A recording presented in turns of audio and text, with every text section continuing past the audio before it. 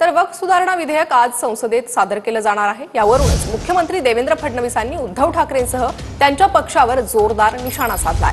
बाळासाहेबांचे विचार जपणार की राहुल गांधींच्या पावलावर पाऊल ठेवणार असा खोचक सवाल देवेंद्र फडणवीसांनी ठाकरेंना केलाय।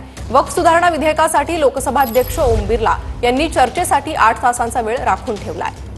तर आज या विधेयकावर चर्चा होणार आहे आणि त्याच पार्श्वभूमीवर फडणवीसांनी हा टोला लगावलाय। वक्फ सुधारणा विधेयक काय? आधी वक्फ बोर्डावर मुस्लिम सदस्य असणं बंधनकारक होतं। बोर्डात 8 पैकी 4 सदस्य निवडून जायचे। 4 सदस्यांची निवड सरकारकडून व्हायची। आता गैरमुस्लिम सदस्यांचा देखील समावेश बंधनकारक आहे। किमान 2 गैरमुस्लिम सदस्य असतील। सर्व सदस्य राज्य सरकार निवडणार। आधी वक्फ ट्रिब्युनलचा फैसला अंतिम, कोणत्याही कोर्टात आव्हान देता येत नव्हतं। आता वक्फच्या कोणत्याही वादग्रस्त संपत्ती विरोधात हायकोर्टात जाता येणार। आधी मशीद असलेली जमीन किंवा मुस्लिम धर्म कार्यासाठी वापर होणाऱ्या वास्तूवर वक्फ दावा असायचा।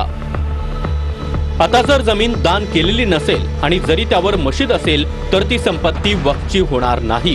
जमीन दान केलेली असणं आवश्यक आहे। आधी मालमत्तांचं सर्वेक्षण करण्याचे अधिकार आयुक्तांना असायचे। आता जिल्हाधिकारी वक्फच्या जमिनीचं सर्वेक्षण करणार। आधी काही वेळा महिलांचे वारसा हक्क डावलले जायचे। आता महिलांचे वारसा हक्क संरक्षित केले जाणार। लोकसभा सदस्यांची एकूण संख्या सध्या 542 इतकी आहे।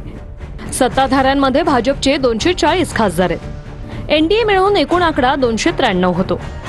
विरोधात असणाऱ्या काँग्रेसकडे 99 आणि इंडिया आघाडी मिळून 233 खासदार आहेत। लोकसभेत वक्फ संशोधन विधेयक मंजुरीसाठी 272 खासदारांची गरज आहे।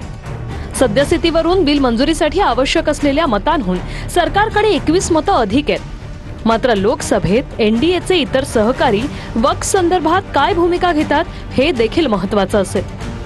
राज्यसभेतील सध्याची एकूण सदस्य संख्या 236 आहे। सत्ताधारी बाकांवर भाजपचे 98 खासदार आहेत, तर एनडीए मिळून 115 अधिक मनोनीत सदस्य 6 असं सत्ताधाऱ्यांकडचं एकूण संख्याबळ 121 पर्यंत जातं। विरोधकांपैकी काँग्रेसचे राज्यसभेचे 27 खासदार आहेत। इंडिया आघाडीचे 58 अशी एकूण सदस्य संख्या 85 वर जाते। राज्यसभेत वक्फ बिल मंजुरीसाठी 119 मतांची गरज आहे। इथेही आकड्याचं गणित पाहता सरकारकडे बहुमताहून 2 मतं अधिक आहेत। मात्र राज्यसभेत वायएसआर काँग्रेसचे 9, बीजेडी 7, एआयएडीएमकेचे 4 आणि इतर 3 असे 23 खासदार या घडीला ना एनडीएत आहेत आणि ना इंडिया आघाडीत, त्यामुळे त्यांचीही भूमिका महत्त्वाची ठरू शकते। तर देवेंद्र फडणवीसांचं ट्विट देखील या संदर्भात समोर आलेलं आहे।